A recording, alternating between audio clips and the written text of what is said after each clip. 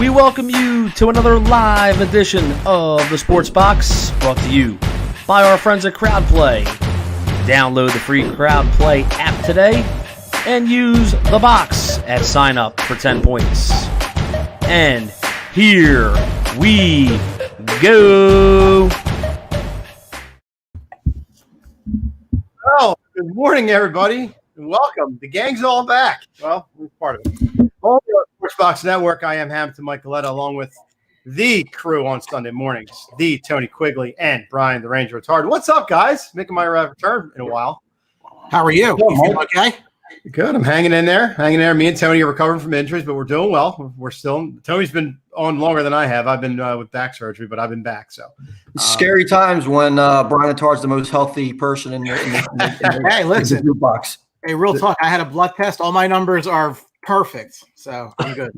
So we are here Sunday morning to talk to you about the NFL. We will get to a full slate of games, give you our opinions on them. But first, Brian will give you a little bit of knowledge. Guys, welcome to the Sunday morning show. We're here for week 6. It's going to be a lot of fun. Check out our friends over at CrowdPlay. Free app to download, Apple App Store, Google Play. You can win cash and prizes by predicting the outcome of both real and virtual sporting events. Use code THEBOX at sign up. Get 10 free points, because if you're as bad at it as I am, you definitely need the 10 free points. So at least you'll start out with more than 0. I wish there was 100, because I'm terrible at it as well. So it's not good. Can't have everything in life, but what are you going to do? So, Brian, where do we want to start? Well, I think there was actually some big news around the league. There were 3 stories. I think, we normally do like a Tuesday wrap up, but we had some NHL draft coverage this week. So I kind of want to touch on three big stories that happened last week, kind of get your guys' take on it. And I think first and foremost, give it as much as we bash the Atlanta Falcons on this network, going back to the Super Bowl, where they had a 25-point lead and decided to blow it, and then blew 2 similar leads this year. Dan Quinn, Thomas Dimitroff have been let go in Atlanta. Quinn ends his tenure 1 game over 500 at 43-42. Falcons started off 0-5, so it was a little bit better than that prior to what's happening this year. But Tony, you've been a vocal critic. You've pretty much said Arthur Blank didn't care, and that's the reason these guys still had jobs, as late as last week, actually. So your surprise level that these guys are finally gone, I think everyone finds it to be at least warranted. Yeah, I mean, the dismissal of Quinn and Dimitroff is no shock to anybody. I mean, I think it was a little shocking they even had jobs coming into the season. But, as far as Arthur Blank finally doing something about it, I mean, it's kind of run its course. I think he has to save a little bit of face, whether he doesn't care. I mean, you're talking about an owner who sold out his entire team just to get a Super Bowl, host a Super Bowl there. So, he's in the game for a little different reason, but firing these guys and I guess that set a little bit of precedence. I don't know if there's a great solution on the horizon for their replacements, but I'm sure he'll get the most cost-effective solution in Atlanta, and they'll continue to be a exciting but average football team to below average. Mike, you've also been a critic as well. Yeah, I mean, and this is the thing too. I don't know how they may make it this far into the season. We had talked about this earlier, guys, about what a bad job he's doing there. I mean, you lose 2 double-digit games this year alone. And Dan Quinn, if you remember, when he was brought over from Seattle, he was brought in to revamp this defense. Well, this defense is going in reverse. They've gotten worse over the last year and a half, 2 years. So, I don't understand why they waited so long. I mean, if he would have won a game, do you think he would have hung on another couple games? That's pretty scary, because Atlanta was going south in a hurry, and they needed to really make a change in a hurry. I mean, listen, at the end of the day, this is going on for way too long. Way too long. Yeah. It's just, I don't know. Again, I mean, I subscribe a little bit to what Tony's saying, is that, this is just Arthur Blank, just, this is how he is. But if you're an Atlanta Falcons fan, I know Noah Diebler from Sweet Tea is, and, Garth said he's very excited he's finally gone. I mean, kind of like you can go on with the rest of your life now. I just don't know what the long-term impact now with an aging team as well. Matt Ryan's no spring chicken. Julio Jones up there in age. Now he's not as healthy as even he's been, now. So you kind of have to – you're not in a rebuild if you're Atlanta, right? I mean, you're not going to just blow this thing up when you have a Matt Ryan at his age, unless you're going full board nuclear option and you're literally starting from scratch, in which case you're moving guys that have been the core of your team for a very long time. I think that's where the direction you're going. I think what they're doing, and Blank making this decision now, is you're getting rid of a team that has an older core in Matt Ryan. I mean, Todd Gurley isn't much young. It's not somebody you build around. When they're two of your focal pieces of your offense, besides the young, exciting receivers, Julio Jones, who's been hamstrung literally, this entire season and not playing, and we know that receivers don't kind of conduce winning in the NFL too often.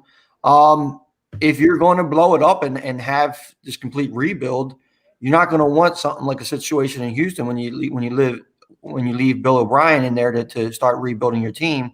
You want to get new people in there. You want to be able to have their direction, that they could go. So there's no lame duck, factor, with the quarterback and stuff like that. If they can move Matt Ryan, if they can move Julio Jones, do something with Todd Gurley, if anybody has any interest in them, maybe it is enough time in the deadline, I mean, would they be interested in acquiring somebody like Sam Darnold? Maybe a new offense, that might be, something like that too. So a lot of options, but I agree with the move. If you're going to rebuild completely and don't have Dan Quinn or Dimitroff in any way, shape, or form a part of it. Yeah, I think besides that, you got to decide now what you're going to do with Matt Ryan. I mean, is he going to be there when this team gets better again if you decide to tear it down and start over again? I mean, you figure – what do we all think? Ryan has maybe 4 more years in the league, 4 more years. He's got 3 on the contract. Yeah. So like Tony said, if you can move him and maybe get something for him and then really start this rebuild over from a guy coming in as a coach who wants to do it his way and the way he wants to do it, then yeah, that's the way you're going to go. But I mean, if you're going to keep Matt Ryan around for 3 more years, you better damn well get some pieces around him because Matt Ryan wants to win now. And you can win now with him. It's just a matter of, like I said, getting that defense in shape because this team can't get in shootouts anymore. They can't stop anybody. And it did just the whole scheme there, the whole culture there was going south with this coaching staff. Yeah, what would be the point of keeping Matt Ryan for 3 more years though? It seems like it's ridiculous. You can't win with him. I mean, if you're going to lose, you could lose without him. Yeah, I agree. You probably got to try to move him and try to get something for him now and just blow the whole thing up at this point. Well, both him and Julio have dead money against their contracts into next year, right? After that, at least it represents some level of cost savings. But this is the problem. Like, you committed to these guys for long-term, for football terms, long-term deals. They're on the wrong side of 30, both of them. So I don't know. I mean, if I'm Atlanta, I don't know that I try to necessarily blow it up, nuclear option. And maybe I go try to bring in like an established head coach that could take over maybe with a defensive flavor, even though Dan Quinn was supposed to be that. But again, the offense has not been their problem. Hasn't been their problem for a very long time. It's that they can't hold a lead. And, Matt Ryan looks like a puppy dog sometimes seeing defenses just blow what his offense is able to do. So me personally, again, it has a little bit of feel to me, Tony, of Dallas in that you had a guy that was there for a while. The team underachieved. You bring in not that it's working out right now. Don't get me wrong. I'm not saying that piece of it, but an established head coach to pick up where you are right now and continue moving forward, as opposed to blowing it up. I think it's a hard blow up with the cap situation. Well, if you're a realistic Atlanta Falcons fan, I mean, you do have Brady in the division, you have Breeze in the division, who are both older than Matt Ryan. So even though Matt Ryan's 36 years old, he's not the youngest. Yeah. He's the second youngest quarterback in the division. You have Carolina, who's actually been a little surprising. So, but if you really assess the team, they're not surpassing the Saints. They're not surpassing Tampa Bay right now. There's no realistic. So I don't see bringing in a new coach, no matter who it is going to change things, really. I think they're still going to be trying to fight for second place in that division at best. So I would try to, while Matt Ryan still has value, listen, put Matt Ryan on the San Francisco 49ers right now, how bad Jimmy Garoppolo has been playing, or something like that. Find a pairing like that. Whether you get a third, fourth round pick for him, you're still getting something in return. I think that's what they should be looking to be doing instead of bringing a coach in and let's hurry up and quickly right the ship, because that's not going to happen. Right. And Brian, I'll say this last to you is that you might not have to tear this whole thing down. Like you said, offensively, it's not the problem, but defensively, you got to tear that defense down because that is the problem. And there's nobody on that defense that really you could say is, oh man, they got to stay there. This defense is bad, and they got to make a change. But that's also the thing, the hardest to fill too. I mean, offensively, you can go sign a wide receiver and get a little bit of a boost.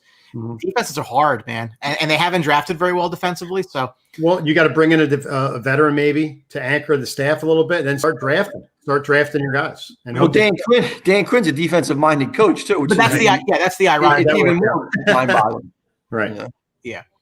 I don't know if you guys were surprised by this. Le'Veon Bell was cut by the Jets. I think that's somewhat surprising given the fact they couldn't get a deal done. But secondly, he ends up going to Kansas City. I'm not going to say this is Kevin Durant by any stretch, but Mike, was this? I mean, from a fit standpoint, I thought Clyde Edwards-Helaire was doing fine for them. I don't know. I don't know what to make of it other than I think he just wanted a shot to possibly go win a ring, and that's the Kevin Durant, I guess, equivalent. Yeah, I think definitely it had something to do with that, the ring. And we said it before, Le'Veon Bell is a great running back when he wants to play and when he's healthy. So he's going to have the opportunity here to do that here. But, I mean, it was a shock. Edwards-Helaire has having a really, really good year. The only thing I think of is maybe they're taking the pressure off of him a little bit, mixing it up. But, I mean, when the guy's running as hard as Edwards-Helaire is, why change it? I mean, it just shows, too, that Kansas City's all in, that they really want to push to get another championship. But I have to say I was definitely shocked that of all teams, Kansas City, where the running back situation is pretty much set in stone. I think you're going to have Le'Veon Bell come in there, mix it up a little bit, and take some carries away from your number one guy. Interesting. Tony. Well, Edwards-Helaire, I mean, as good as he has looked, but he hasn't really set the world on fire. I think he's kind of not underperformed, but underachieved some expectations. I mean, he was a first-round fantasy pick for a lot of people. People thought he was going to be plug-and-play kind of world beater. They're coming off a loss to the Raiders. But, his performance, I mean, he's a rookie.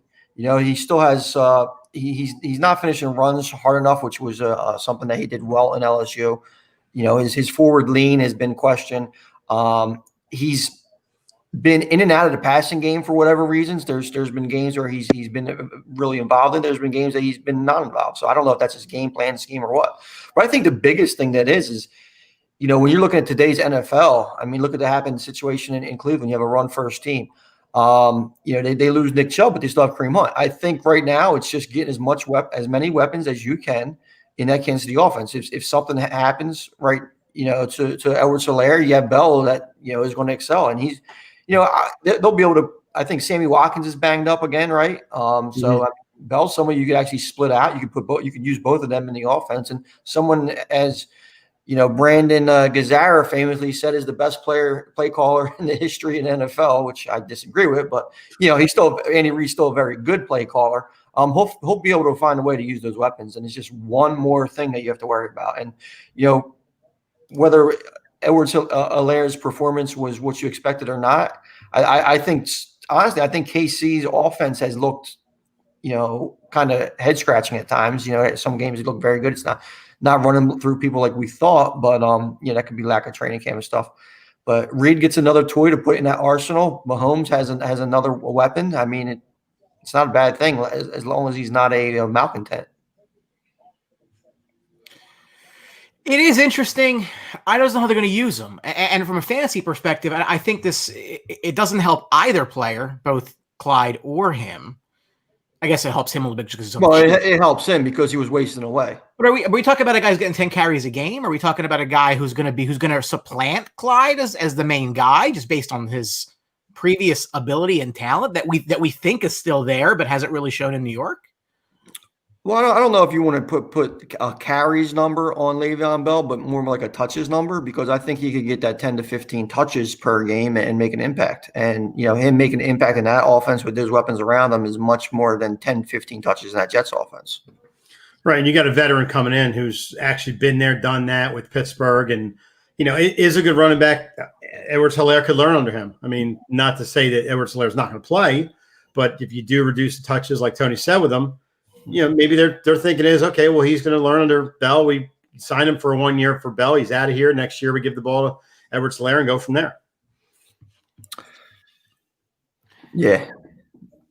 He's not there long term. I mean, that's pretty obvious. So again, it's an interesting subplot, I think, to what Kansas City is doing. They can't hurt, but this is his audition. This is Le'Veon Bell's audition to see if he could really do something anymore. It's similar to what Reed did with McCoy last year, too. Similar situations. I think Le'Veon Bell has a little bit more talent at this point in his career than McCoy did last year, but it's a similar sign to that, which worked out well. I think obviously the biggest news story, Tony, I'll go to you with this one, is Dak Prescott missing the remainder of the season. Pretty gruesome injury. Obviously, we wish him well. We've been vocal critics on this show. That doesn't mean we want people to get hurt. Tony, what does this mean for his future, which has been discussed ad nauseum around the interwebs as far as the contract, his future? Is he going back to Dallas? Is he going somewhere else? And then also in that same breath, the future of the Cowboys, in that now I think I don't know if this makes the joint future more murky or clearer, and I want your take on that. Well, I think the reports coming out last night and this morning are pretty clear that Dak Prescott is going to get franchise tagged again. That's what everything I'm hearing is that the Cowboys are planning to use the franchise tag in 2021 on him, sort of like a developmental tag as well. He's going to get paid probably, I think it's probably like $38 million, something in that range. I, for one, am not in the boat or saying that putting a lot of the blame on Jerry Jones on the Cowboys, because if everybody remembers correctly, Dak is the one who turned down a long-term deal. It was a very, very generous offer, and he wanted less years. Cowboys had more years, but all that other stuff. The reports about the guaranteed money are a little bit mismatching, but at the end of the day, Dak turned down a deal. He gambled on himself, and in a sport which is a violent sport, and injuries happen way too often, as you see this year.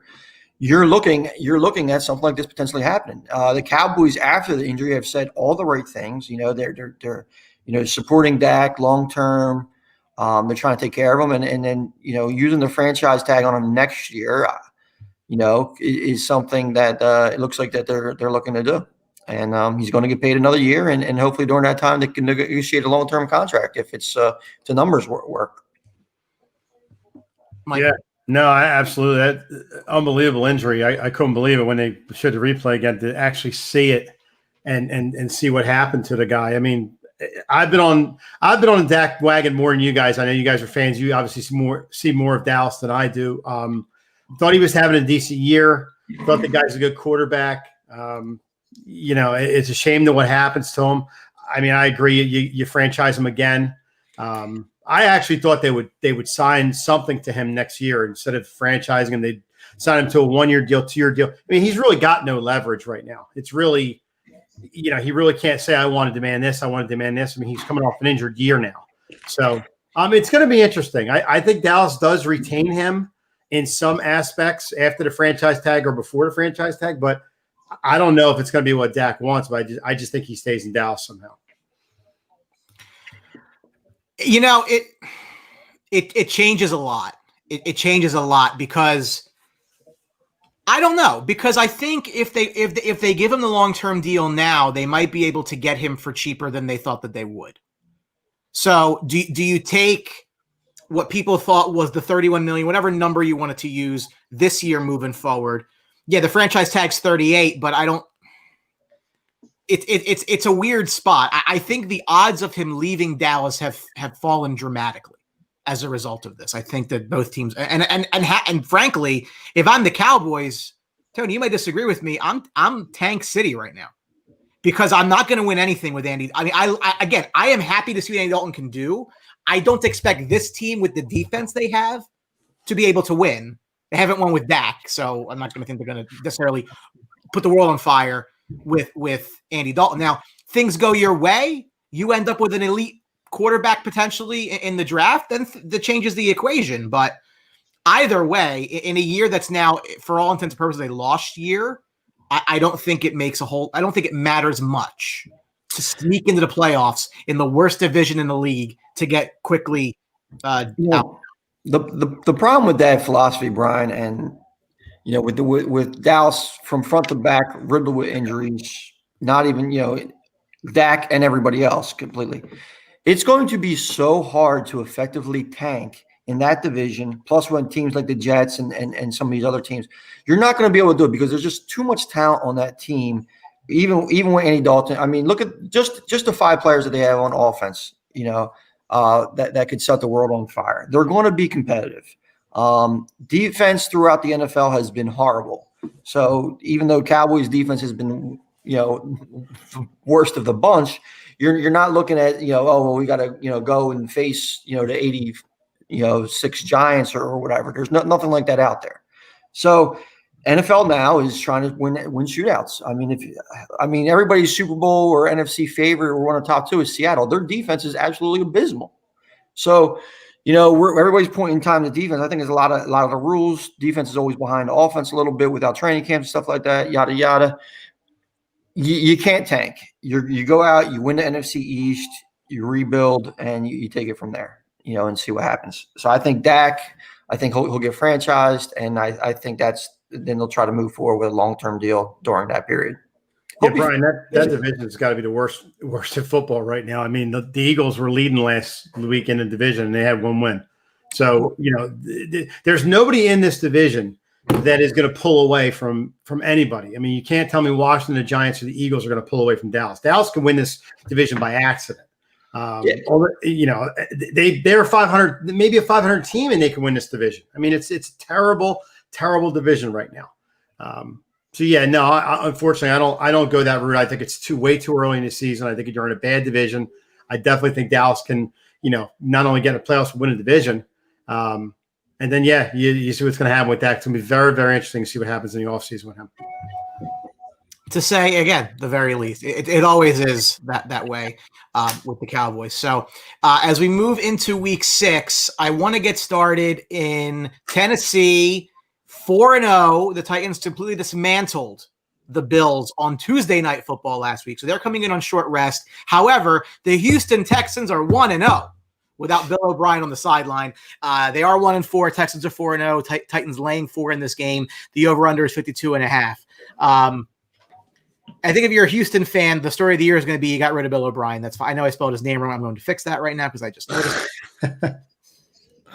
But, Mike, just your thoughts on what's going on in Houston and what we might be able to see in this AFC South game today.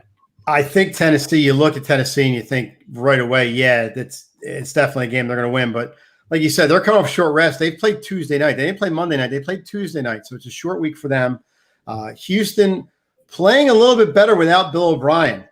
Maybe just the culture needs to be changed. Maybe that little shock, that little kick in the butt of Bill O'Brien not being anymore got this team motivated a little bit. And I'll tell you what, if they can muster up something and beat Tennessee in Tennessee today, I'm not going to say, Houston's back and they're going to make a run and all that stuff. But I tell you, that's going to be a nice shot in the arm for them moving forward, with a huge win. I really think Houston can get it done today. I like Houston in the 4 points. I don't know if they can win the game. I definitely think it'll be a back and forth game, kind of close. But I do like Houston with the 4 today. Tony? Give me Titans all day. And I'll tell you why. Listen, Houston got a nice Romeo Crennel bounce back, emotional win over who? The Jacksonville Jaguars.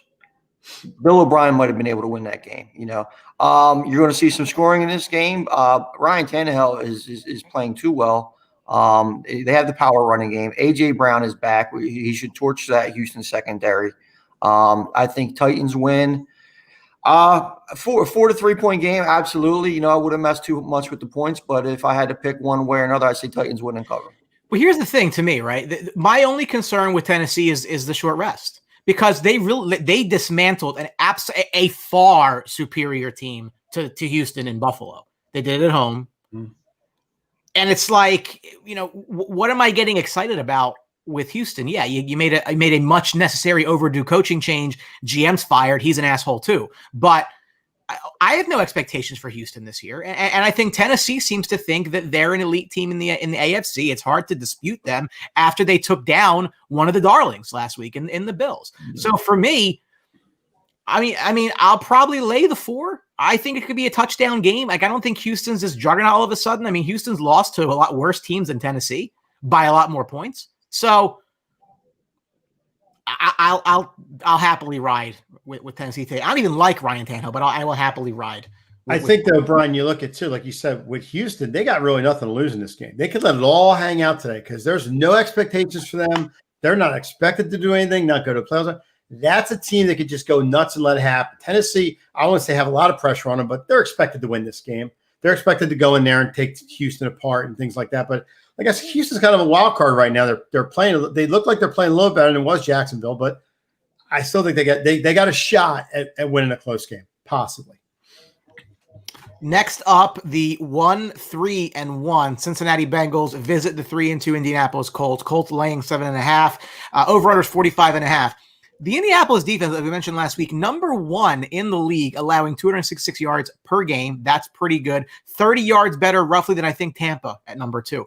The rushing defense for the Bengals is 30th ranked. That's probably good for Jonathan Taylor. But it's interesting game. It's a very old quarterback versus a very young quarterback.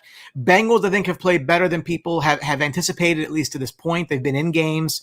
But again, if the Colts intend to go catch Tennessee, they got to win games like this, Mike.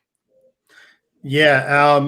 With the Colts, too, it's very surprising. T.Y. Hilton hasn't got on track at all this year. I don't know if he's just not having any kind of chemistry with Rivers yet or whatever the case may be, but they're just not clicking right now. The offense with Jonathan back there is playing well. And Cincinnati looked like they're playing a little bit better, but you still have a rookie quarterback at the helm. You still have A.J. Green. You still have Boyd, who are good receivers back there, but I still think Cincinnati's still in that learning curve and things to that effect. I think Indianapolis comes out strong in this game. It's 7.5 for a reason. I just think the Colts finally get on track. I think Mo Alley Cox is not playing today. I think he is out. That's correct. He is out. Yeah. So, good weapon to have, but I still don't think it matters. I still think that Indianapolis is going to win this game going away. I'll lay to 7.5 for the Colts. Tony? When we talked about Indianapolis last week in their matchup against Cleveland, we said whoever's going to make the worst mistake was going to lose that game. And there you go. Phillip Rivers, bonehead mistake, throws the pick 6. Indianapolis loses. I don't think that the Bengals are in the business of running the ball strong like Cleveland did. But when you have Phillip Rivers out there continually to just insist on making bonehead plays and mistakes, like I think he feels he's infallible or something, like he's like prime Brett Favre, but with the bonehead mistakes in there every now and then. But Brett Favre would come back and throw 5 more touchdowns and look great doing it after a bonehead mistake. Rivers just it seems like he has no concept of, wanting to play actual winning football and just wants to throw the ball around the field. And it hasn't had really great results. They do have 2 losses to the Cleveland Browns, and they had that shocking loss to Jacksonville. If they stick with the game plan, run the ball hard, they're going to win the game. If they want to try to get cute and try to throw the ball around the park, and he's going to allow himself some mistakes, and Cleveland might be able to. Cincinnati might be able to capitalize. Burrows look pretty solid. Joe Mixon's a force in there. Lloyd, these guys, they're going to put up production against that good defense no matter what. If Indianapolis sticks with the running game, uses their weapons, plays within themselves, there's no reason why they don't win this game by 14 points. Again, I'm not – Burrow's going to be very, very good. But I think to start talking about, Indianapolis needs the win. I don't think the Bengals need the win. So I'm going to say Indianapolis. I think I'd buy it down to 7 just for giggles, just to be sure. But I'm pretty comfortable that they win by a touchdown. Yeah, if you're betting this by the hook, you shouldn't be too bad. I agree. The Atlanta Falcons take their 0-5 record to Minnesota, where there's equal misery at 1-4. Vikings -3.5 in this game. Over/under is 53. This is Atlanta's first game, as we mentioned, without head coach Dan Quinn on the sidelines. Julio Jones is healthy, will play today. Minnesota, Dalvin Cook is out. Madison gets the start. Tony, in the preview, we said, coming into the season, from a yards per carry perspective, actually, Madison had a little bit of a better result than Cook, albeit in a smaller sample. I don't necessarily think that this is a massive difference in Minnesota's offense, their game plan. I think they're going to use Madison the way they would normally use Cook. I don't see any change there. Yeah, they really don't miss too much. I think Madison they're both over 5 yards a carry. I think Madison's like 5.3 and Cook's like 5.0. So, I mean, you're not missing much there, even though it's a smaller sample size. With Thielen playing as well as is, Jefferson's coming up, they're still able to use the play action fake that really helps Kirk Cousins. And Madison does give him enough running threat. I mean, he doesn't have the breakaway speed like Dalvin Cook does, but not too many players in the NFL does. So, they're not going to miss too much on offense. The 1-4 record is a little bit surprising, but when you look at how they started the season, I mean, they had a tough schedule. So this is a game they should run the ball. They should take control of it. But here's the thing.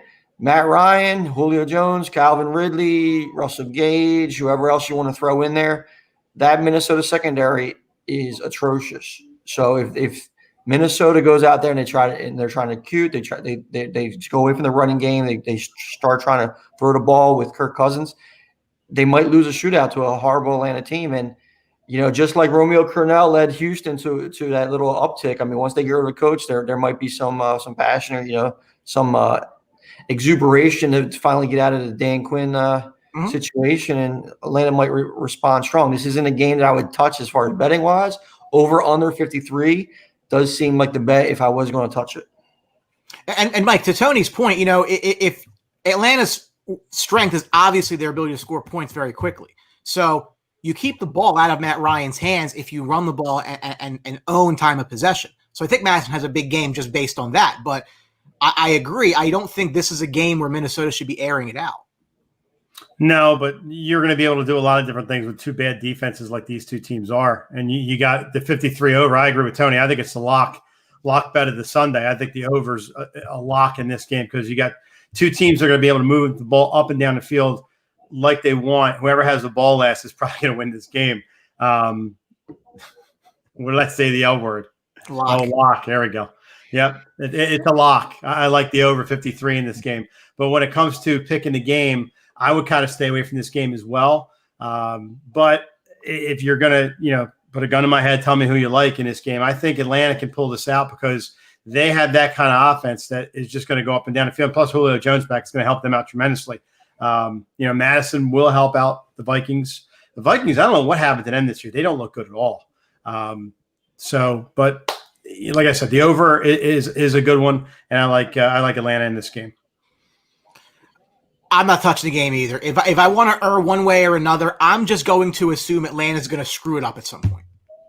Yeah. So if that was the case, I will lay the 3.5 and assume that Minnesota. So if Atlanta botches this game, has most Georgia teams did, you see the failure of Georgia last night. Yep. So if Atlanta botches the game today, so I mean, does this absolve Dan Braves? The Braves also. I mean, really, nothing's going right in Georgia sports right now. No. Not really. Shame. A rescheduled game from a week ago, the 1-3 Denver Broncos visit the 2-2 New England Patriots, laying over a touchdown, 7.5, 44.5 the over under. Denver walks in with the 4th worst offense in the league. You can attribute part of that to the fact they've missed Drew Lock. They've missed Cortland Sutton. So Drew Lock, I believe, is back today. So we'll see what that shapes up into. They will be missing KJ Hamler, Melvin Gordon, and Noah Fant, though. So temper your expectations. Patriots walk in, Mike, with the 8th best offense in football. For everybody, and we said before the season, the people that were calling for the Patriots' demise might be doing it prematurely. I didn't think Cam be this good. Cam's playing fine. He's back today from the COVID. I think it's tough. I think this is a tough spot for Denver for a lot of reasons. Yeah, you look at Denver, they haven't played since the first week of October. They haven't played in a while now. And this is a young team going cross country. You have Drew Lock playing again in New England. Say what you want about New England. They're not the same Brady team and things like that, but it is tough to play in New England. Their defense has played really good. I mean, a lot of people kind of canceled them out at the beginning of the year, but the Patriots defense is playing well. I'm not a big Cam fan, Brian, and we've gone back and forth with this. I don't think Cam's a good quarterback at all, but I don't think he'll have any issues today going through his Denver team that has not only had a long time off, that is a young team with major guys that are hurt. I think the Patriots win easily in this game, 7.5 for a reason. I think they could roll by 2 touchdowns in this game. I just think a lot of pieces for New England outweigh the pieces for Denver, and I just think it's going to fall that way where Denver's going to get killed. Listen, as our man Ryan Leach just points out, the biggest news in this game is Blake Bortles was cut, right? I mean, let's not miss the headline here, right? Yeah. Mr. All Everything, playoff game winning Blake Bortles was cut. So that's we're gonna get that out there. I think people are. I think the 7.5 is a little bit too high. I think 2 of the better coaches. There's our man. I'm trying to get to where. Hold on, I was there. Wait, damn it! Soft. There we go. What Can we put Nazario's face on that? I might have to. I don't necessarily want his face where I can see it, but I might have to for something of that nature. I got you. But listen, this is a very interesting matchup. One of the most interesting games. It's not a very high profile game, but it's one of the most interesting games in my mind, is because you gave Bill Belichick 2 weeks to prepare. You have Vic Fangio 2 weeks to prepare. I think talent-wise and injury-wise, everything is leaning to the Patriots. It's going to be very interesting to see what kind of Denver Broncos team is out there. I think Patriots are one of the. If you're in a suicide pool, I think this is a nice sneaky play. I think that they win this game by 10 points, but it's not going to be pretty. This is going to be an ugly game with these teams making off. I expect a very, very solid defensive effort from both these teams. The passing game of the New England Patriots doesn't scare anybody. The rushing game is what they're going to have to control.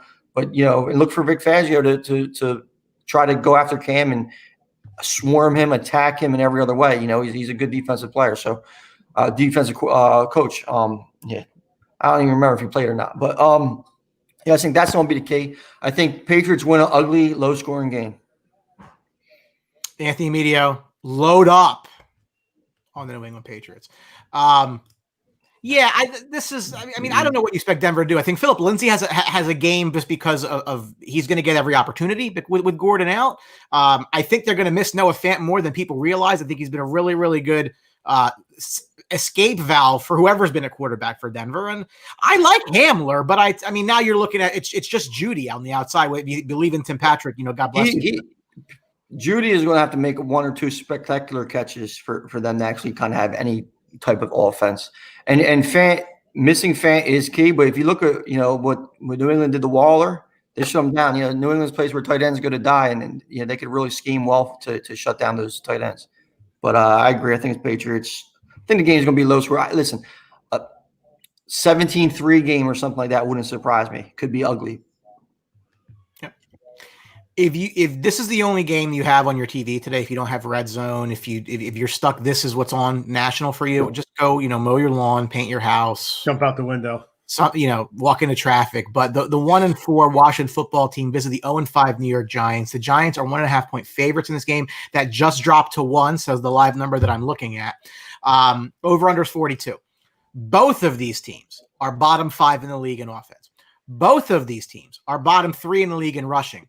Both of these teams 23rd or worse in passing offense. So what I'm trying to say without saying it is both of these teams are goddamn awful. But here they go. They got a game to play today for third place, I guess. I don't know what the Eagles do. Third place-ish in the NFC East. Tony, this is going to be some bad football. But what's interesting here is the line has moved down. This was Giants -2, maybe 2.5. It's -1 now. That's interesting to me.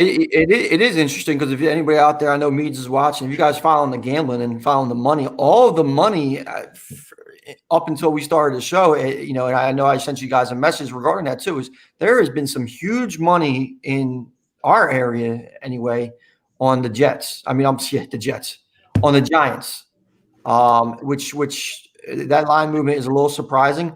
This team right here, the game right here, it's a little bit more scary for the Giants because you look at it as both teams are 23rd or worse in passing. Now we see what happened with the Dwayne Haskins experiment, which everybody expected to be a failure. There's a little bit more optimism for Daniel Jones coming into this season, although not extremely high, but he's regressed. I mean, he's thrown an interception, I think, in 11 out of the 18 career games he's in. It's just pretty it's a pretty ugly football, and it's more cause concern if the Giants go out and play worse than the Redskins. Kyle Allen is under center for the Redskins now. Alex Smith played last week, which was a good story, but he actually looked pretty bad. Which is a shame, but just the fact that he was out there playing football again. When Kyle Allen was in there for the Redskins, he looked good.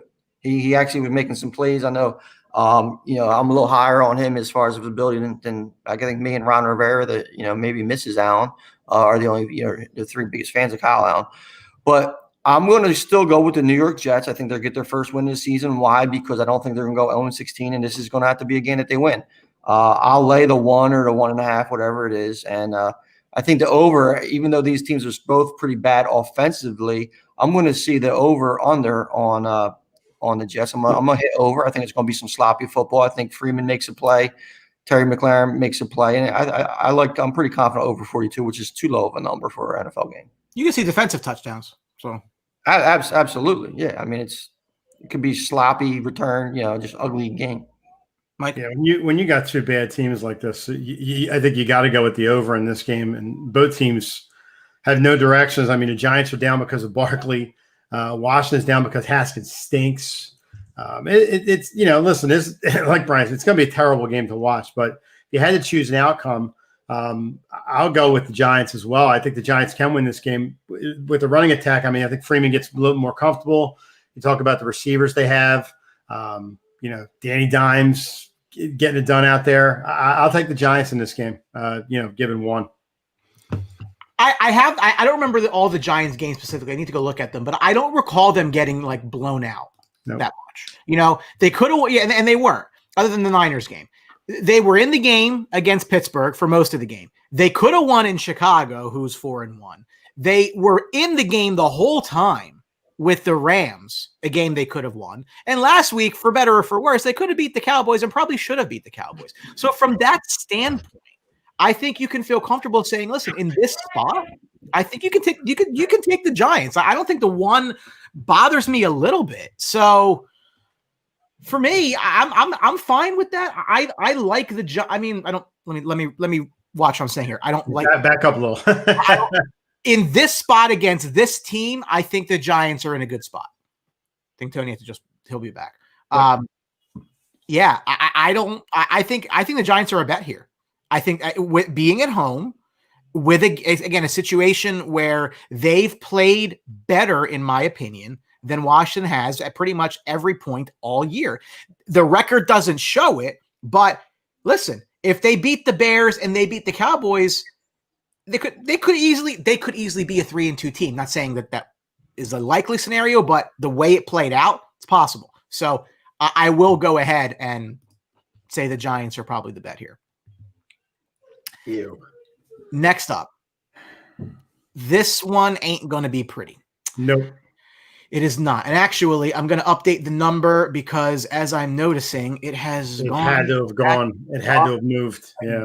Again. It has gone back up again. 4-1 Baltimore Ravens. Wow. Visiting the 1-3 areas, 1-3-1. Philadelphia Eagles, Ravens laying a nice round 10 points, biggest spread of the weekend, over under 46.5. For the Eagles, Alshon Jeffrey out, Deshaun Jackson out, Lane Johnson out. You're probably concerned about one of those guys, if at all. Baltimore brings the second best rushing offense in the league. Probably not a surprise if you didn't already know that. Tony, we don't like the home team. I don't think we necessarily hide that too much, but objectively, it's a bad spot for the Eagles. Last time I checked, I don't live in Philly, so it's not my home team. But anyway, it's just a bad matchup for the Eagles on paper. Ravens are coming in. The Ravens haven't looked particularly good, especially on offense. Passing wise, I don't know what Greg Roman is doing. It seems like his play calling is a little suspect. I mean, they had a bye week almost in how they handled the Cincinnati Bengals. So you're looking at a team where this is a get right game for Baltimore Ravens. I think Higbee and everything, not Higbee, Higbee killed him. Kittles killed him in the tight end spots. I mean, you saw what Chase Claypool do, who's a pseudo tight end, big receiver, with Nate Gary trying to, so I'm expecting Mark Andrews. I'm expecting all these guys to really just abuse them. I don't know what running back, if any, is going to take apart the Eagles. But when you're looking at a team that has so many holes and as Philadelphia does, Carson Wentz is going to be running for his life. I think that's not going to be, I think if he survives this game, it's going to be a check mark. If they get out of this game without any injuries, it's going to be a check mark for him.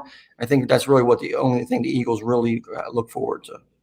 Mike, this is a really bad spot for the Eagles. I mean, of all the teams to come in here with all kinds of weapons and all kinds of matchup issues, from Mark Andrews to, from Marquise Brown, Hollywood Brown to Mark Ingram to running all over the field, the quarterback. I mean, it's going to be a bad situation. We got to remember, like Tony said, that they're going to be bringing heat on Wentz all day long. They're going to be bringing some fire at him all day long. There's a reason why, folks, that line's going up and up and up, and it's in double digits now. I just don't think the Eagles are really going to be close in this one. I mean, I don't know if it's going to be, just a total whitewashing and like 20-something points. I mean, I think the 10 number is right. And if I had to take the game, I probably would take Baltimore in this game by 10, even on the road, because I just think they just don't match up well against this team. The only saving grace is maybe Darius Slay slows down Hollywood Brown a little bit. But, I mean, listen, you had Claypool go nuts last week. What's the sense of Mark Andrews going nuts this week? I mean, it could happen. So I asked Tom Brady how many touchdowns he thought Lamar Jackson would throw or run in today, and here's what he had to say. So we're going to put the Ravens at 28 before we get started. Eagles aren't going to score 18 points in this game. Yeah, it's highly down. I'll leave it 10. I don't even think I'm too concerned about that. This is again, that game against Pittsburgh last week, I thought the score was not indicative. I thought that Pittsburgh kind of struck themselves the foot a couple of times to give the Eagles a shot in that game at all. This is Baltimore coming out of that loss to KC, I think, on more of a mission than they were even coming in. So I like Baltimore. I don't think the Eagles defense is an answer at all for anything Baltimore does offensively. And I think Baltimore's defense is fine. Carson Wentz has been very turnover prone this year. That bodes well for a guy like Humphrey. So I'm fine with that. I think we're all on that. I think we're all in the -10, right? Yeah. I mean, and you think of Baltimore too, when people don't, is all they have to do is get across midfield because they have the best kicker in the game. So you're going to get points regardless on how, you stop this team or not. They got one of the best kickers in the league. So this is actually a game where if I told you these teams would be a combined 8-1, you'd be like, wow, because nobody had the Browns at 4-1 at this point. You might have thought Pittsburgh might be 4-0, but nobody had the Browns at 4-1. They are laying 3 in this game. Over under is 50.5. Both teams have won 4 consecutive, and they've scored a lot of points in doing so. Last week was the coming out party for Notre Dame product Chase Claypool, 7 catches, $110, 3 touchdowns, also ran 1 in, and you probably can expect more for him today because Deontay Johnson's out with a back problem. Cleveland, despite the fact that they don't have Nick Chubb, brings in the league's #1 rushing offense. Probably good if they want to keep Ben and the pass catchers off the field. Tony, I know you had drafted Claypool in a league we were both in. I think you dropped him since. You probably aren't too thrilled about that, but this was a guy you were high on coming into the season, and he is, I think, showing a little bit as to why. And the Steelers just seem to just turn out. The Eagles think they're a QB factory. The Steelers are a wide receiver factory for sure. Yeah, thanks for bringing up that I had to drop him in week 1 when I had I think it was some injury or whatever like that, like everybody else's fantasy football team going into this series, like just trying to avoid landmines as you go to escape. But yeah, and unfortunately, Claypool was my last pick. Listen, he's a good receiver with a good size, speed ratio, and all that other measurables that you want to see coming out of Notre Dame. The thing here with him is I don't know if he's really going to completely fill that Deontay Johnson role. And last time I checked, Nate Gary was still a part of Cleveland, or was not a part of Cleveland Browns, was still a Philadelphia Eagles. So that's the thing that you have to worry about. Will open up more things for the offense now if they have to roll coverage to him and he's actually more of a weapon. Absolutely. Guys like Juju Schuster-Smith, who was pretty much non-existent last week. could help. I think really the key to this game, though, is going to be that Steelers defense. Are they going to be able to put pressure on Baker Mayfield, stop the run first and foremost, then pressure on Baker Mayfield? And, Baker Mayfield's been banged up. I think he has a rib injury. He's not a guy that I could see playing through too much pain. So if they start hitting him and putting him down, I think, you're going to see some issues. And whenever Pittsburgh and Cleveland get together, I think the big thing that you really have to worry about is how many swings of the helmet is Myles Garrett going to get. I mean, that's the key, and is he going to be able to, is he going to hit any home runs off of Mason Rudolph's head, or, and how does, will he do that to Big Ben, and how will Big Ben react? But, I think right now Garrett's the best defensive end in football.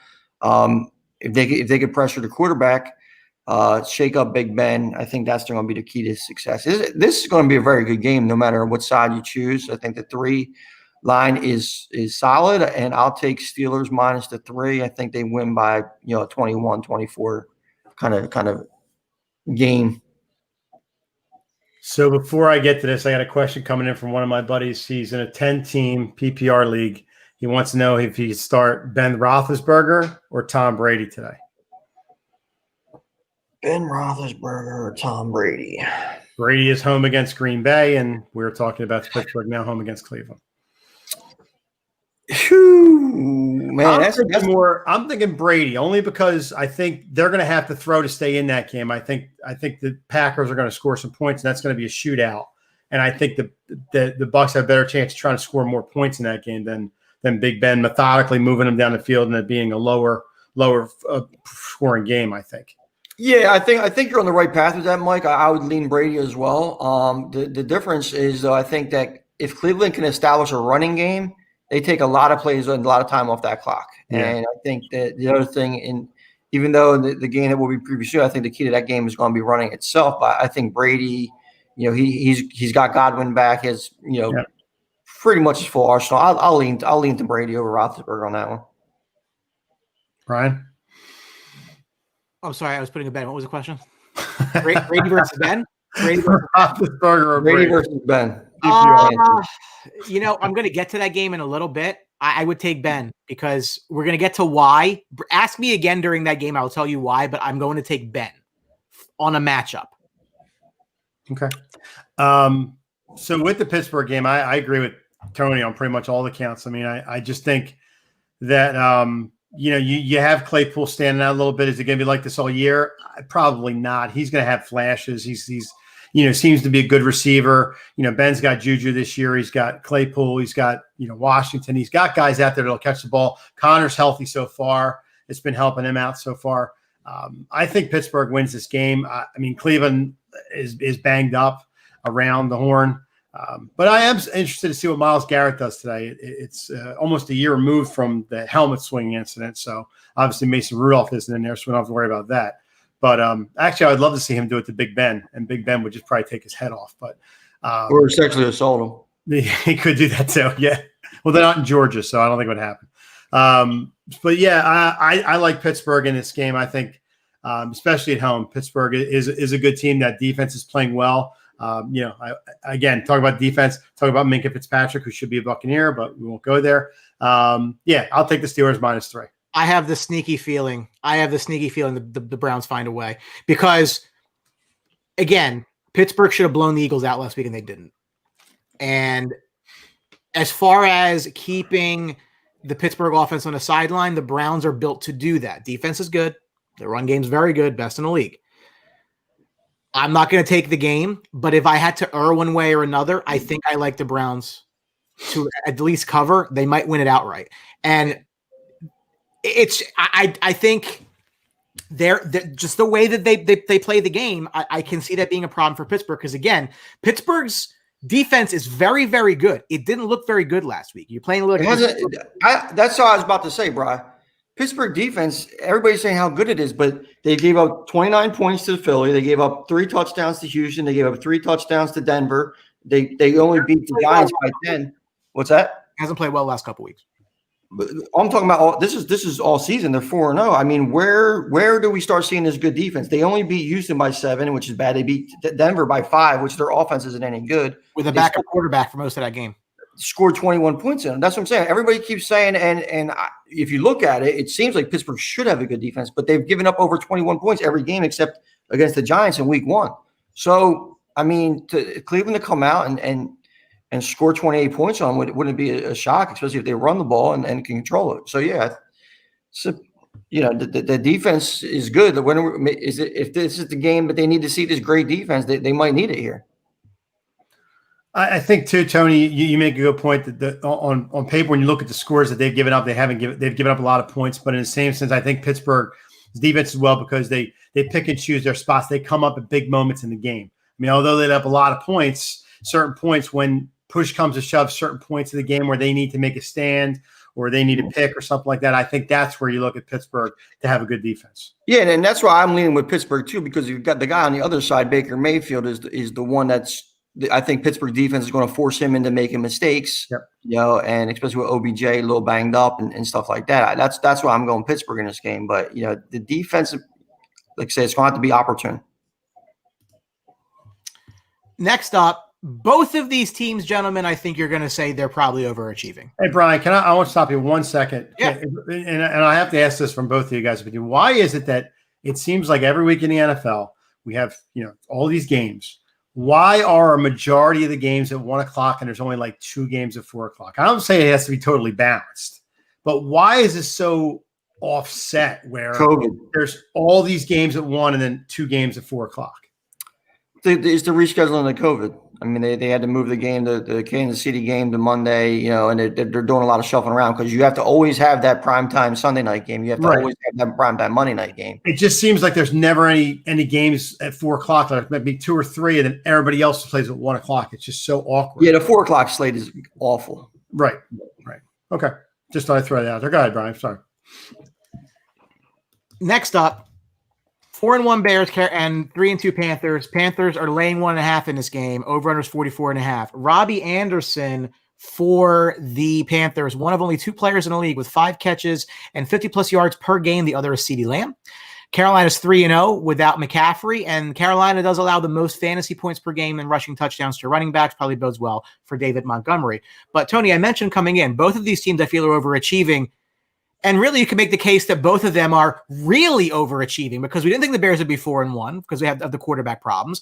And when CMC went down, we thought they were staring at a lot of losses in the face because of how crucial he's been to the offense. So both teams really surprise upside so far this year.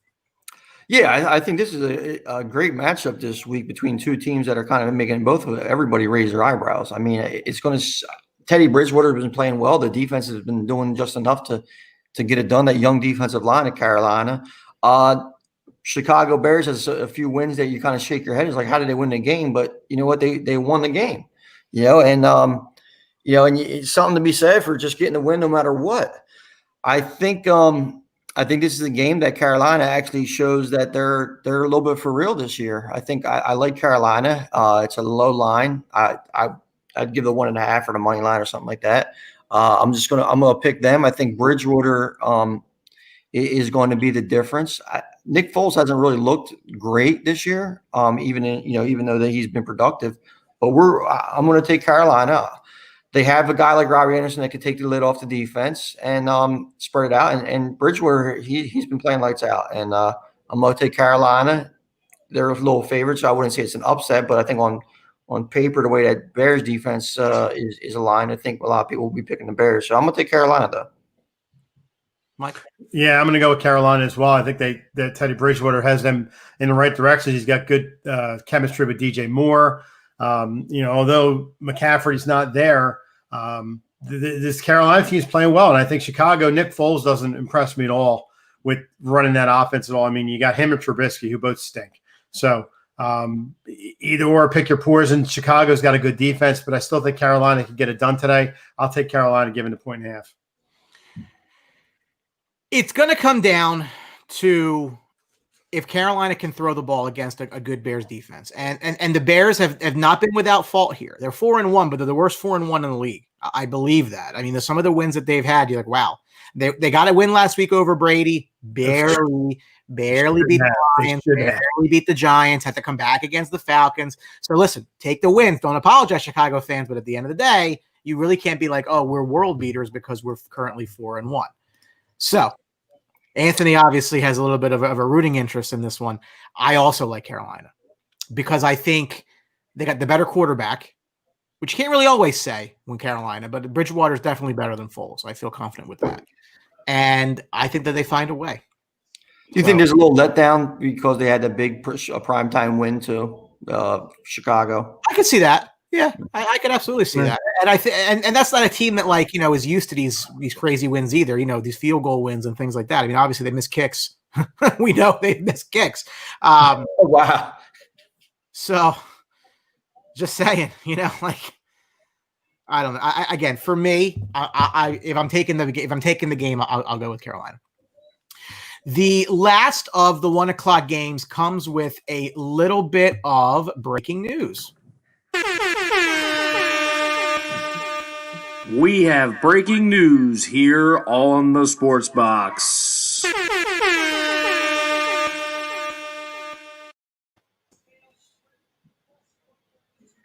Matt Patricia, terrible head coach, on the hot seat. He might get fired today. No. You want to hear a hot take? Matt Patricia's fired at the end of the day. No. That's my hot take. So obviously you like Jacksonville in this game, bro. I don't like Jacksonville at all. I just really dislike the Detroit Lions. The 1-3 Lions visiting the 1-4 Jaguars. Lions are laying 3 in this game, over under 53.5. Detroit walks in. They talk about mirror images, right? Detroit walks in with the 9th ranked defense. Jacksonville has a 9th ranked passing offense. Detroit's got the 30th ranked offense. Jags 30th ranked defense. For a team with Matt Stafford, how the hell are you the 30th ranked offense in football? How many coaches has he gone through? It's unbelievable.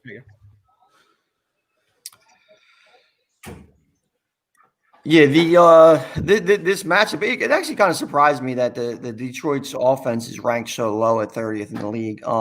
They've been a team that traditionally can't really win too many games, but they've always had some decent fantasy and offensive outputs with Stafford, Galladay, these kind of guys. Not much in the running game. DeAndre Swift hasn't been the lift. Adrian Peterson's still back there. Are we going to see Minshew magic and end this into a shootout? I think that's my most likely scenario in this. I mean, every week you kind of say that with Jacksonville. You don't know who the hell is going to show up on their quarterback with it. I think that Jacksonville's a little bit too banged up. I'm going to go against the media. I'm going to take the Lions, as hard as that comes out of my mouth to say, but I think Galladay, Matt Stafford, I think they just have a little bit too much. They'll be able to make a play down the stretch and get the W. Yeah, I agree. I think Detroit, as much as I don't want to say that Detroit's going to win this game, I think Jacksonville at home is a better play, but I just don't see Jacksonville with the horses to beat a Detroit team who has Kenny Galladay, who has Peterson back, DeAndre Swift mixed it up a little bit in there, and Matt Stafford. Minshew doesn't. He's up and down. He had a good year, start of the year, and then of course when people start picking up in fantasy, he falls flat on his face. He's not a consistent guy. He's a good quarterback, but he's not consistent yet. So, in the grand scheme of things, I'll take Detroit. They're a little bit better of a team, and I'll lay the 3 with Detroit. Jacksonville wins outright. I have no faith in Detroit. None. And I like players on their team. None. Do you have faith in Jacksonville? Hey, what? Do you have faith in Jacksonville? No. That's what I'm saying. I mean, it's kind of this game's kind of like jumping off out of an airplane with a parachute and hoping there's one in your sack. I mean, it's just an ugly game. It's a shame. It's going to be a shame to watch. I don't know. This game this might be worse than the Giants Washington game. I mean, it's too early in the year for such bad football matchups. You know what I'm saying? So hopefully one of our most attractive fans with a question here. Pick 2: CeeDee Lamb, Chase Claypool, T.J. Hawkinson, Christian Kirk. I'll take Lamb and Claypool. Yeah, I'm going to go with Lamb and Kirk. I think that game that we're going to see between the two horrible defenses, but they're going to have decent offense. I'm gonna stay off Claypool right now. I like to see, I think it's more hit and miss. So I'm gonna go with Lamb and Kirk. Maybe I made a change based on that commentary. Maybe I didn't. Yeah, the Detroit offense is not going to be able to take advantage of the Jacksonville defense because the numbers bear that out. So for me, I'll take Jacksonville home. On the 4:00 game, nobody's watching. The 0-5 Jets visit the 2-3 Dolphins, who are laying 8.5. My survivor pick this week. Over under 47. Sam Darnold not playing. Joe Flacco starts. Whatever. Fitzpatrick against a former team. He plays well against that. And I think the question around this game, guys in New York have been getting blown out. First, it was Jamal Adams. Then it was Le'Veon Bell. And it seems that every single excuse, except for probably the real reason why this team is failing, has been let go. Don't know if that's going to be Darnold at some point. But my question for you both, they lose this game. They lose it handily. Does Adam Gase make the trip home on the team flight? I think he does. I think as much as he probably should get fired, he might survive the year because they're just a bad team right now. Yeah, I mean, this is another bad game. I think Miami rolls in this game. I think Fitzpatrick, like you said, Brian, plays well against his old teams. This is going to be one he's home. He circled the calendar for this one. They're going to run the Jets. The Jets are a bad team, very bad team. I mean, they're really shooting for Trevor Lawrence. And that's going to be interesting to see what they do next year. If they're the number one pick again, do you bail on Sam Darnold again with another quarterback and take another quarterback? But that's a whole another issue. But I think Miami's got some decent players, and it's supposed to rain down there too, I believe. But it still doesn't matter. I think Miami wins. I'll lay the 8.5. Jets stink, especially with Flacco. I think Gase is going to continue to be the Jets head coach, and I think Gase is continuing to lose the game. I think if they want to accomplish their goal, and that's to be a bad football team this year and tank for a premier level quarterback, I think that's really what you want to do. I mean, you're already exiling these people, and I think that's the term you use, Brian, but I think it's more like they're getting pardons. Le'Veon Bell got a pardon. Jamal Adams got a pardon to get out of this horrible situation. So you leave Gase there, you lose. Sam Darnold probably shouldn't play another game this season. Flacco, maybe you might even want to start developing a third quarterback because I know Flacco doesn't want to be a part of this mess. He deserves better for being a longstanding veteran Super Bowl winner. I love Ryan Fitzpatrick throwing over 1.5 touchdowns today. That's probably my best bet in this game. And I think there's no way under the sun that he doesn't do that. And Dolphins win this game and they win it rather easily. Jamison Crowder, though, you fantasy guys, he is a must start. Jamison Crowder is absolutely lighting it up. He has over 100 yards and a touchdown in almost every game this season. I agree. This is absolutely a spot where Miami rolls. They beat a much better team than the Jets last week on the road in San Francisco. And I agree with you too, Tony. It's kind of tanking by not making a firing. So we're going to get accused of it, basically. And maybe they go the quarterback route. I mean, at this point, it's a lost season, right? So it is what it is. Mike, you asked me a question about the Packers and the Bucs, and you asked me Brady or Ben. And I said, ask me during the game. I remembered you asked me. The reason that I will say Ben is because Green Bay has the 4th best defense in football. And I think they're better than Cleveland's. So I don't want to necessarily play against them. Having said that, these are two teams that in our minds we think are elite offenses. Mostly because of the quarterbacks and some of the people around him more in Tampa Bay, but the quarterback in Green Bay. They are average offenses. Green Bay's 19th and Tampa Bay is 15th. Defensively, though, really, really good. Surprisingly enough, maybe more so in Tampa. Green Bay's 4th, Tampa is 6th. Both arguably top receivers, maybe not the same in Tampa.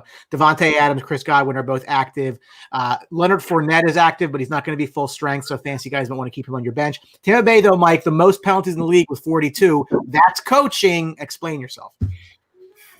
It's a problem. It just, I don't want to say it's a culture down there, but they got to knock off the dumb penalties after the play. the whistles, the throwing punches, the different things. Tampa's done that for a couple of years now, and I thought it would change with Arians, but it obviously hasn't. But dumb penalties, as you see last night in a couple of college games that happened yesterday, dumb penalties will hurt you, and they'll cost you games. Although Brady showed a little bit of his age last week by forgetting a down. I just think he got so caught up in the moment last week of moving them down the field, he just totally forgot that it was fourth down, which is, to me, inexcusable. But, listen, it happens. They should have beat the Bears. They should have gotten field goal range to beat the Bears, but, things happen. I kind of like Brady a little bit today because he's got his weapons back. He's got Godwin back. He's got Evans. He's got to start getting Gronk more involved in the plays. I think he's got more weapons, and I think if they're going to try to keep up with Green Bay, Brady's had 10 days to kind of study them now and watch what Green Bay does this year. I think he'll have a plan for them. Is he going to be perfect? Probably not. But in a sense of him throwing the ball around the field, I think he's going to do really well with that. But listen, Green Bay is no slouch. You got Aaron Jones, who's having a good year. Rodgers is Rodgers. He's always having a good year. Devontae Adams is playing today. He's active. So it's going to be a dogfight. I think it's going to be a scoring showcase in this game. I think it's going to be a high-scoring game. I'm hoping that Brady comes out on top. But, I don't know. I'll take the Bucs just because I think Brady can throw the ball around a little bit more with Godwin and Gronk and Evans out there this game. So I'll take the Bucs plus the 1, especially at home. A lot has been brought up about the Brady with the fourth down mishap and everything like that. And the lack of discipline on the Bucs team is high penalties. I mean, they had 2 100-yard penalty games this season so far. Yeah. Which, in the last 5 years they had, or whatever it was. That's how much they had. But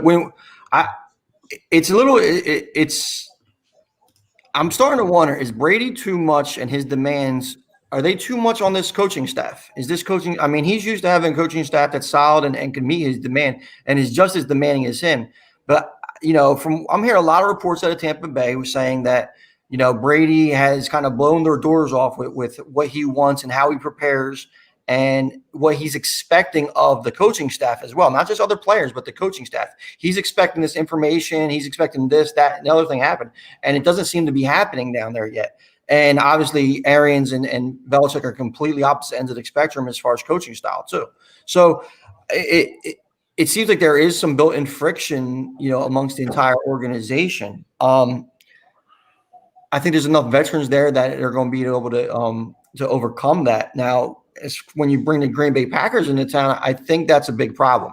One is they get Kenny Clark back, which is going to stuff up that running game.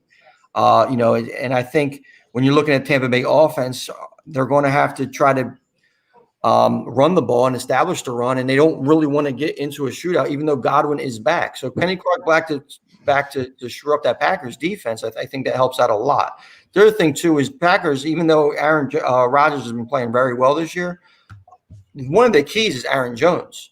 Aaron Jones has been extremely effective running the ball. They got Devontae Adams back. I mean, they're going to be hitting on all cylinders. Robert Torrin now seems like a fantasy threat, a legitimate threat at the tight end position. Vita Vea is out, so that really hurts the Tampa Bay running defense. I think Packers run the ball solid, efficiently enough. Then they make a few plays here and there. Zaire Alexander, whoever he clamps up, whether it's most likely going to be Mike Evans, Godwin's going to have to take advantage of that matchup. So I'm going to take Green Bay Packers. I think the defense is a little bit better. I think the offense is a little better at this point. And this might be a little preview for a great NFC playoff matchup down the line.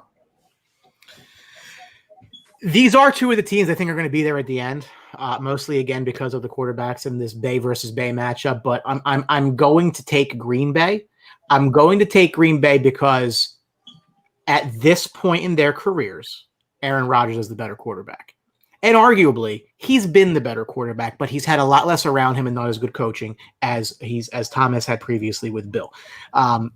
Green Bay has not missed a beat without some important offensive players not there. Aaron Jones is clearly the best running back in the game. Tanyan's been a really, really nice surprise touchdown catcher, frankly, for them, giving him a valve that he hasn't really had that much. I know Tampa lost last week, but I think that shows some holes in Tampa they got to figure out. And a lot of it's offensively. I'm going to say Green Bay wins this game. They're not going to blow Tampa Bay out, but I'm going to say I think to your point, Mike, they should have come back last week. They had every opportunity to come back last week, and they did not. If that was Rodgers, they do. So I'm going to give it to Rodgers in this one. I think Green Bay wins the game. Sunday Night Football, an NFC West battle of California. The Rams take their 4-1 record into San Francisco, a surprising 2-3. Rams laying 3 in the game, over under 51. Both of these teams, top 5 defenses, Rams at 4th, Niners at 5th. The Rams are tied for tops in the league with 20 sacks, which doesn't bode well for Jimmy Garoppolo, who will come back and start the game after being benched last week against Miami. Mike, this was a San Francisco team which is dealing with big injuries defensively, that last week got their dicks kicked in by the Miami Dolphins at home. Rams greater than or equal to Miami Dolphins. Therefore, this doesn't bode well for the Niners to get back to 500. No, and people question Jimmy G because he got pulled in last week's game. I mean, I think it was just a bad game, top to bottom for the Niners. They just, on all facets of their games, they didn't play well defensively, offensively. They didn't do anything right. Get Garoppolo out of the game. Don't get him killed in this game. I think it's going to be a really good game this week with the Rams. It's a big bounce back game for them, knowing that they got embarrassed last week by the Miami Dolphins. The Rams, listen, Brian, we thought before the season started, the Rams were decimated with their, losing a lot of guys and this and that, and they were going to be bad. To their credit, they've played well. Cooper Kupp is having a good year. Robert Woods is playing well. Goff looks like he's back to what he was a couple years ago. The running game has been jumbled around a little bit, but it's working. I think this is going to be a good game. From top to bottom, though, I think the Rams do get the better of this game. I think they're a better team. They're playing, they got one of the best defensive players in the league with Donald. He's going to be a beast back there, running after Garoppolo the whole night. I think the Rams can pull this win out.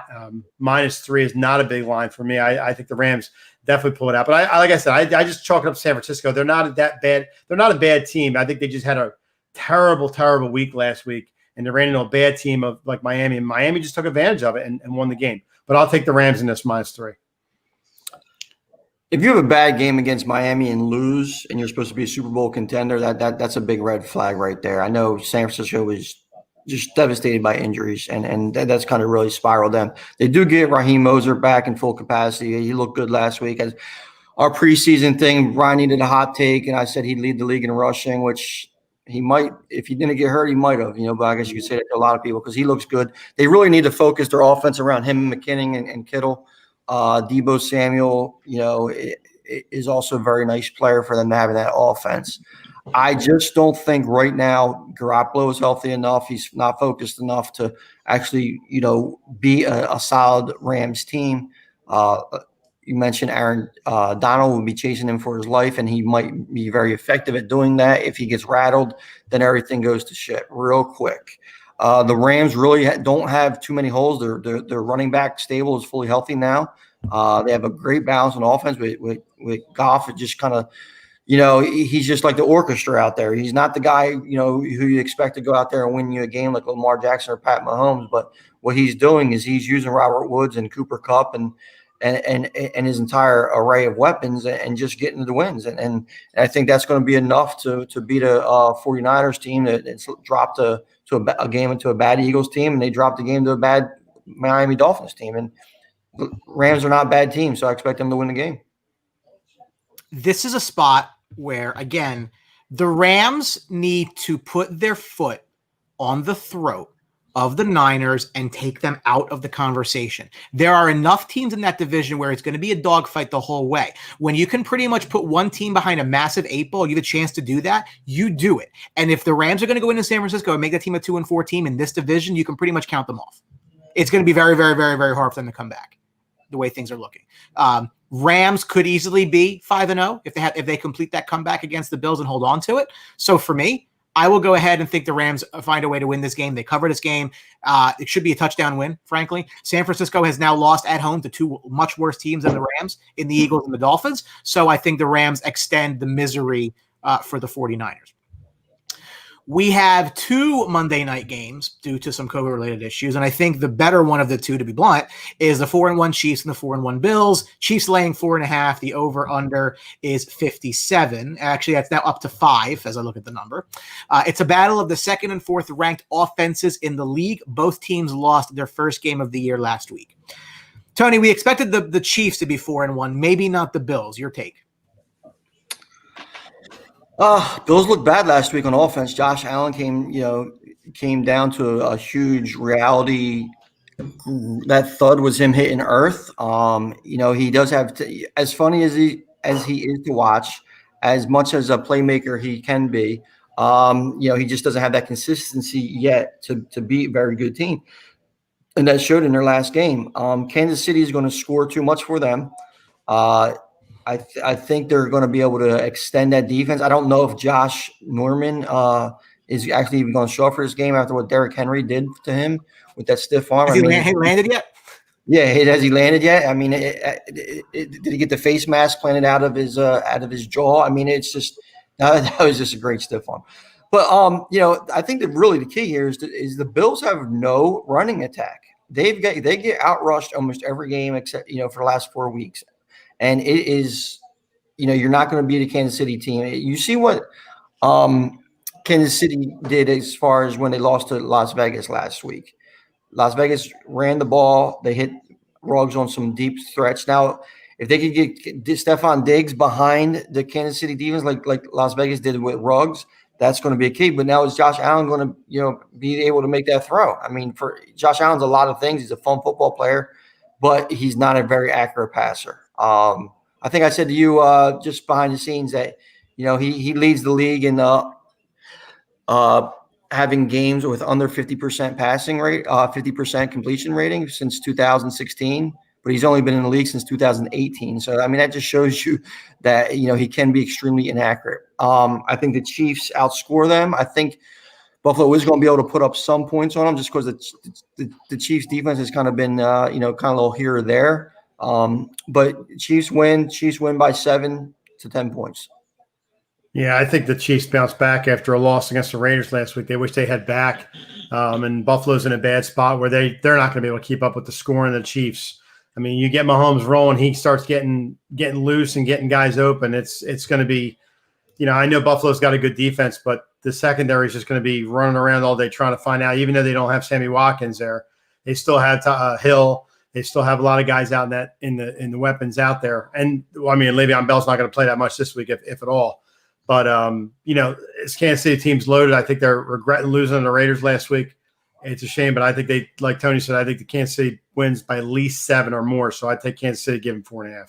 One of the interesting things I didn't mention to this game too, it's a little bit, I don't know if it's gamesmanship or what on the Buffalo part, is they actually came with that stadium and they put more fill into that artificial turf, slowing down the track a little bit. So it might be a little bit interesting to try to slow down the Kansas City team if they're trying to resort to stuff like that to beat Kansas City. It doesn't bode well for them. By the way, I'm on record, and Brian knows this because of me talking about it all the time. I'm a big Josh Allen fan. I've had him coming into the league when he came out from Wyoming. I thought he was going to be the best quarterback in that draft. He's probably second best quarterback in that draft. He's gotten better to this point. I just think this is a real tough matchup for him today, especially with a Chiefs team that's loaded for bear after losing to the Raiders last week. They probably shouldn't have. Yeah, he's a fun football player. I mean, quarterback, I don't think he's at the level he needs to be yet. But as far as football player, I mean, he's really fun. Really fun and really effective.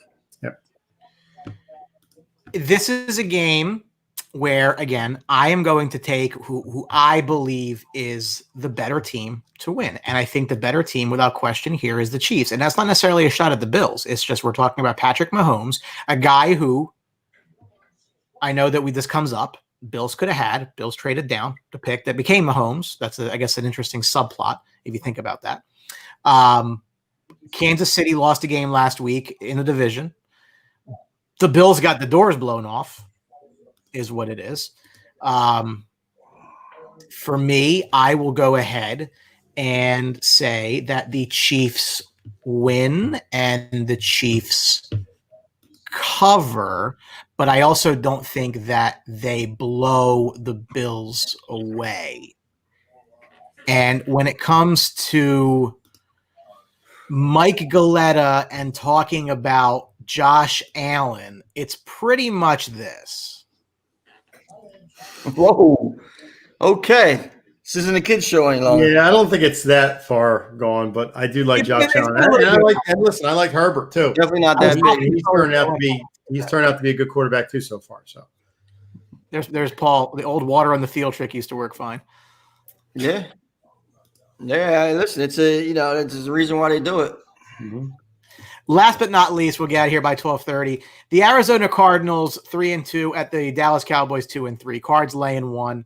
That is the accurate line last I checked. Over under is 55. This is the first game fully of the Andy Dalton era in Dallas. Leighton Vander Esch looks like he's returning from injury. Atlanta broke a 2-game winning streak with a win, albeit against a minor league team in the New York Jets. So we'll see what that looks like. But Tony, we're both Cowboys fans. Obviously, the season's taken a turn with the injury to Dak Prescott. Whether we were fans of the quarterback or not doesn't really matter. The reality was he was pushing the offense this year. Defensively, they still have their issues. It will help to get Vander Esch back. I think as a general rule, expectations need to be tempered. And by tempered, I mean brought down immensely. Yeah, I mean, over under 55 seems actually laughable when you consider these two teams' defense. I mean, and their offensive firepower. I think 70 might be more appropriate for that line.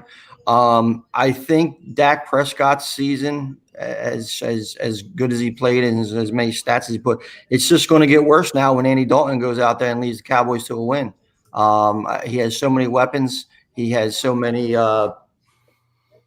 toys to play with, as you can see.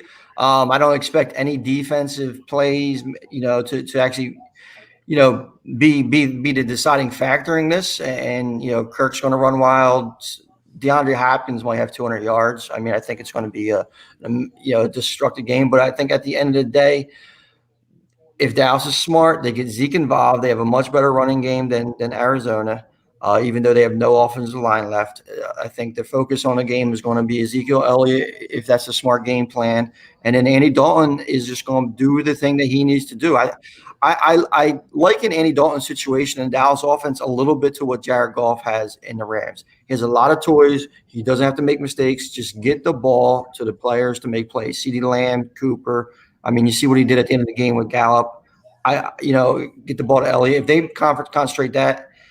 Now, Vander Esch is back, which is great because it's going to be fun to see him run around trying to chase Kyler Murray everywhere. But I think Murray is still needs to develop more as a quarterback. Like I say, he's a fun player to watch, a little bit like Josh Allen, except completely different body structure.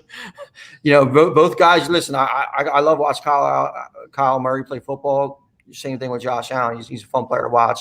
It's going to be fun. Going to be a lot of points. I think Dallas pulled this game out. I'll make it quick to take something out of Des Bryant's book. Dallas. I think Dallas wins this game. Like Tony says, I think they pull this out at the end. Although they got Murray, they got Hopkins, they got weapons over there, and Arizona's been playing well. I think Dallas this week has had some reps with Dalton. You got CeeDee Lamb, who's playing great. Ezekiel, I think, is going to be running down their throat the whole game.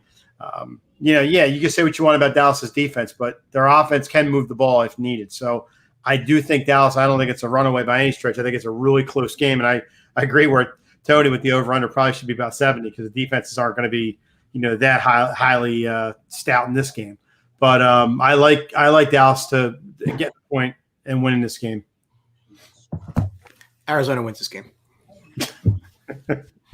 The Cowboys defense has no answer for Kyler Murray, and I think that the wide receivers are going to be fine. I think you can probably easily play both Chase Edmonds and Kenyon Drake, and they'll be fine as Cleveland evidence. This is not a defensively strong football team.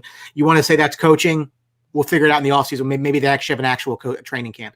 But I'm on the tank train. Frankly, at this point, none of the games matter. Get your higher pick. They're not going to need what 5, 6 now. Week 6, and he's already tanking. How fast did things change? It took 6 weeks from Brian to say that the Cowboys were going to the Super Bowl to now they should tank. Now, I mean, obviously, when you're 2-3, Yeah, things are not working the way that you thought that they would. Tony, unless they're 6-0, he's ready for tank mode. Well, let me ask you this, Brian. So compare Arizona, who you were high on to go into the you were very high. You were higher than me on both of these teams going into the season. There's only a one game to part. So let's say hypothetically Dallas wins this game. So they both set on 3-3. Who do you think finishes the year with a better record? I still think Dallas finishes a better record than Arizona. I agree. You have to play Redskins twice still. You have to play the Eagles twice still. I mean, Giants one more time. So listen,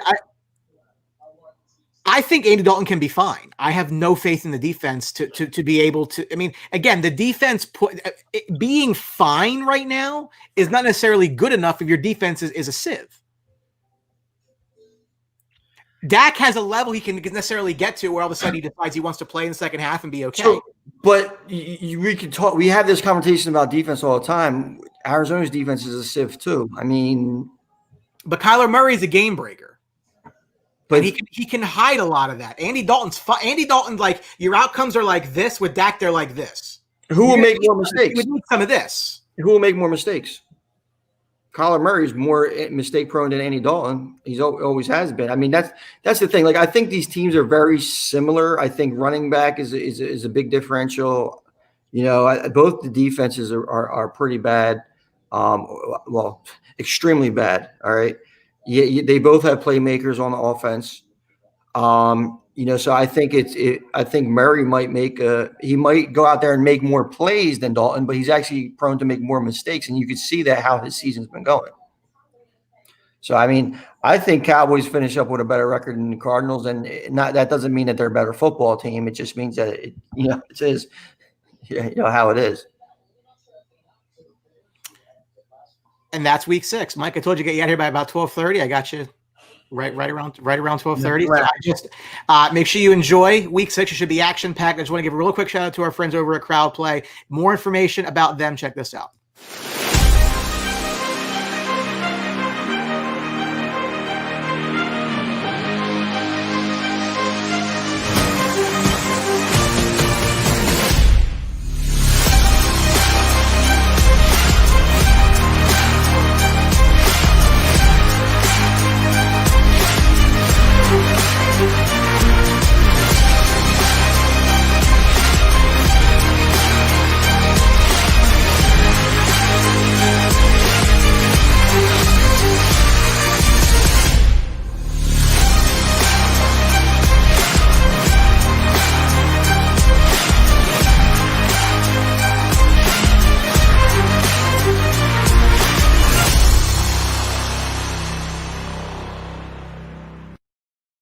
Crowd Play. Check them out. Any final hot takes or thoughts as we enter the week? Matt Patricia stinks. Agree with that.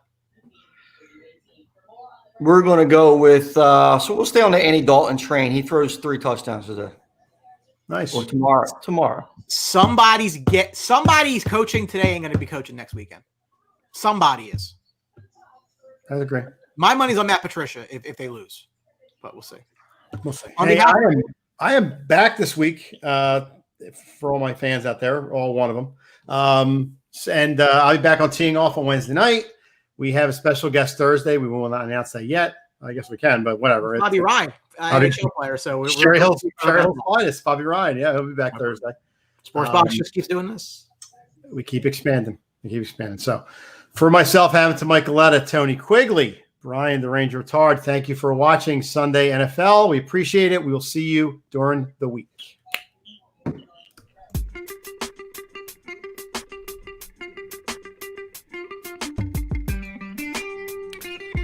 Thank you for watching the Sports Box. Follow us on Facebook at Sports Box Show, Twitter at Sports Box Show, Instagram at The Sports Box Show. Find us on YouTube and join Outside the Box, our Facebook sports discussion group. The Sports Box is brought to you by our friends at Crowd Play. Download the free Crowd Play app today and use promo code THEBOX at sign up for 10 points. See you next time.